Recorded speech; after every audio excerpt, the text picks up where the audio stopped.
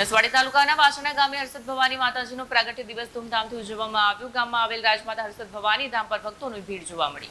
નસવાડી તાલુકાના વાસણા ગામે હર્ષદ ભવાની માતાજીનો પ્રાગટ્ય દિવસ ધૂમધામથી ઉજવાયો. ગામમાં આવેલ રાજમાતા હર્ષદ ભવાની ધામ પર ભક્તોનો ભવ્ય સંગ્રહ જોવા મળ્યો. માતાજીના દર્શન માટે વિશાળ સંખ્યામાં ભક્તો ઉપસ્થિત રહ્યા અને આશીર્વાદ મેળવવા માટે ધામ પર લાંબી લાઈનો લાગી.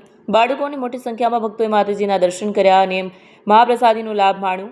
આ પ્રસંગે સમગ્ર નસવાડી અને આસપાસના વિસ્તારોમાંથી ભક્તોએ ભાગ લીધો અને હર્ષોલ્લાસ સાથે પ્રાગટ્ય દિવસની ઉજવણી કરી. વિડીયો જર્નાલિસ્ટ પ્રકાશ ચૌહાણ સાથે સત્યા ટીવી ન્યૂઝ ઝઘડિયા. અલગ અલગ નામથી ઓળખાય છે. આ પરમારોની કુળદેવી કહેવાય. વિક્રમ રાજાની કુળદેવી કહેવાય. વિક્રમ રાજા જેના માટે માને પોતાનું માથું અર્પણ કરતો હતો એવો વિક્રમ રાજા, એની કુળદેવી કહેવાય. અને અમે એની આગળ તો ધૂળ સમાન છે. પણ અહીંયા જે મંદિરની સ્થાપના થઈ પછી આ વિસ્તાર માએ કીધું છે કે હું સુખી કરીશ. હું ચોક્કસ મેં દેખું છું કે આ વિસ્તાર દિન પ્રતિદિન સુખી થતો જાય છે. લોકો વ્યસનમાંથી પણ મુક્તિ થાય છે. એમની ખેતીમાં ધંધામાં પણ બરકત આવે છે. મેં તો એટલું જોયું છે અહીંયા માનું કે જેને વસ્તાર ના થતો હોય અને વસ્તારવાળા બેન ખોળો પાથરીને માને એમ કે મારે વસ્તાર નથી, અને માં એને ચોક્કસ ઘરેથી સફરજન લાવ્યા હોય કે બીજું કોઈ લાવ્યા હોય એ પરત આપે એમ કે જા બેટા તને ફલાણું આપીશ. દીકરો એમ કહે તો દીકરો જ થાય, દીકરી એમ કહે તો દીકરી જ થાય. એવા પરચા, અસંખ્ય પરચા મેં મારી જાતે જોયા છે. અરે મારા ઘરમાં પણ મેં જોયા છે.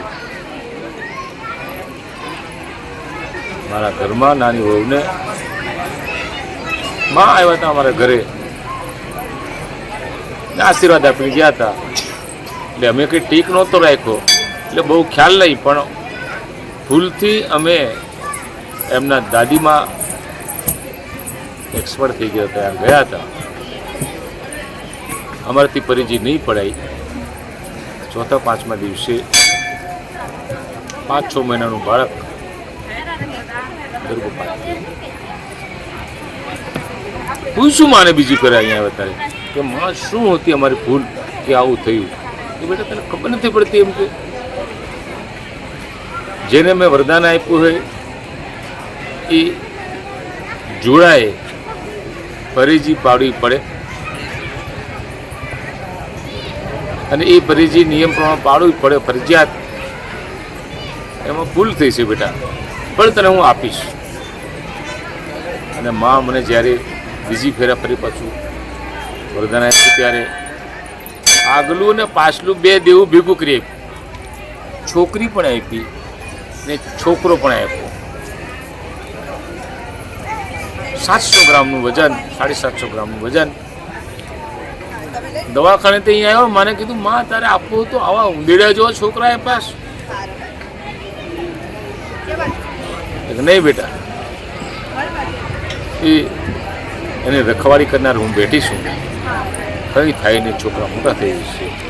એટલે મારા છોકરા અત્યારે એક 10 વર્ષની થઈ, બંને છોકરા 10 વર્ષના અને ખુશી અમે રહીએ છીએ.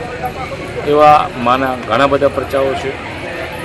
અમાસના દિવસે તમારે વહેલા સવારે આવીને નર્મદા મૈયાનું પાણી લઈ આવો, માની આરતીમાં મૂકવાનું. એ પાણી તમે પીઓ. મેં ગંફાસ નથી મારતો. નજરે જોયેલા દાખલા છે. જેને કેન્સર થયું હોય ને એવા કેન્સર થયેલા દર્દીઓ પણ સારા થઈને જાય છે, અને સારા થયા પછી એ કાયમ માટે નર્મદા મૈયાનું પાણી પીએ છે. અહીંયા મારા દરબારમાં એવા પણ પ્રસંગ જોયા છે કે માણસ તરફડીને મરી ગયો હોય અને માની દયાથી એ માણસ પાછું જીવતું થયું છે. એવા દાખલા અમે જોયા છે. અને એટલા માટે જ આ સુરાવીર પરમાર કાળુ કાકા જે ભક્તિ કરેલી એ ભક્તિનું ફળ એમના દીકરાઓને મળી રહ્યું છે. મૂળ એમની દેવી ખોડિયાર માતા, પણ ખોડિયાર માતાને હાથે હાથે હરસિદ્ધિ માતા અહીંયા રાજપીપળાથી પધાર્યા હતા અને એ સુરાવીર પરમારના વંશજો તે કાળુ કાકા લેવા નથી ગયા. ખોડિયારમાંની જે ભક્તિ કરતા હતા અને એ ભક્તિના પ્રેમથી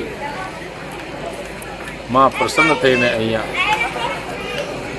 હાજર થયા હતા અને વચન આપ્યું હતું કે હું તમારે ત્યાં વાસ કરીશ. અને એ વાસ પૂરો થયો, આ મંદિર પૂરું થઈ ગયું 2070-2082, એટલે 12 વર્ષ થયા.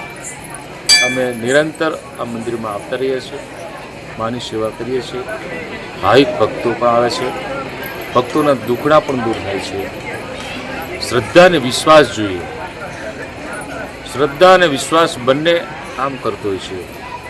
અને આજે આ ફાગણ વદ ત્રીજ એટલે માનો પ્રાગટ્ય દિવસ, અને પ્રાગટ્ય દિવસ અમે બધા ભાવિક ભક્તો ભેગા થઈને ઉજવી રહ્યા છે. મને આનંદ છે કે હું કોઈ બારોટ નથી, હું કોઈ કવિરાજ નથી, પણ માના ગુણ ગાવાના, માનો ઇતિહાસ કહેવાનો તક મને આજે મળી છે. ત્યારે તમે કયા પ્રેસમાંથી આવો છો મને ખબર નહીં, પણ આ વાત તમે ઉજાગર તમારા પ્રેસમાં કરશો. કોઈ દુખ્યું હોય એ દુખ્યું અહીંયા આવે, રડતું રડતું આવે ને હસતું હસતું જાય, એવી માં અહીંયા બેઠી છે. ઘણી બધી જગ્યાએ મંદિરો છે. પૂર્વ દિશામાં માનું મોં હોય છે, અહીંયા દક્ષિણ દિશામાં એટલે મસાણી મુખ કહેવાય, મરેલાને જીવતા કરનારી માં બેઠી છે. એટલા માટે અહીંયા નહીં વાસણામાં નહીં કોશિંદ્રામાં આ બે ગામના સીમોડે બેઠા છે. ગામની અંદર અલગ અલગ જાતના માણસોએ ગમે તેવી વાતો કરે એ માને પસંદ નથી. અને માને અહીં સુધી લાવનાર, અમને બધાને ઓળખાણ કરાવનાર, અમારો બધાનો આરાધ્ય બાબરો ભૂત થકી જ અમે આજે કંઈ કરી રહ્યા છીએ. એ જ અમારા સંવાહક, એ જ આ મંદિરના સંવાહક છે. એને કેમ ભૂલાય? બાબરા ભૂતનું મંદિર પણ ત્યાં રસ્તા પર તૈયાર થયું છે. અહીંથી નીકળો ત્યારે દેખજો. ભૂત બાપજી છે એટલે ગામડાના માણસો બીડીઓ ચડાવે ને દારૂ ચડાવે, પણ સાત્વિક છે ને સાત્વિકના કારણે ઠેઠ સુધી માણસો જતા નથી અને દર્શન કરીને પોતાની મનની મનોકામના પૂર્ણ કરે છે. જય હો માં હર્ષદ ભવાની. એક આદિવાસી રાજપાપુરમાં જન્મ લેનારો માણસ, અમારી વેરાઈ માતા અમારી કુળદેવી થાય, પણ માએ મને ખોળે રાખ્યો. પછી અમે હરસિદ્ધિ માને અમે કુળદેવી માનીએ છીએ. હું માનો ઋણી છું, આ મંદિરનો પણ ઋણી છું, આ વિસ્તારની પ્રજાનો પણ ઋણી છું. સૌ જે કોઈ આવે પોતાની મનની ધારણા લઈને અને બધાની મનની ધારણા પૂર્ણ થાય એવી ભગવતી માં હર્ષદ ભવાનીને પ્રાર્થના કરું છું.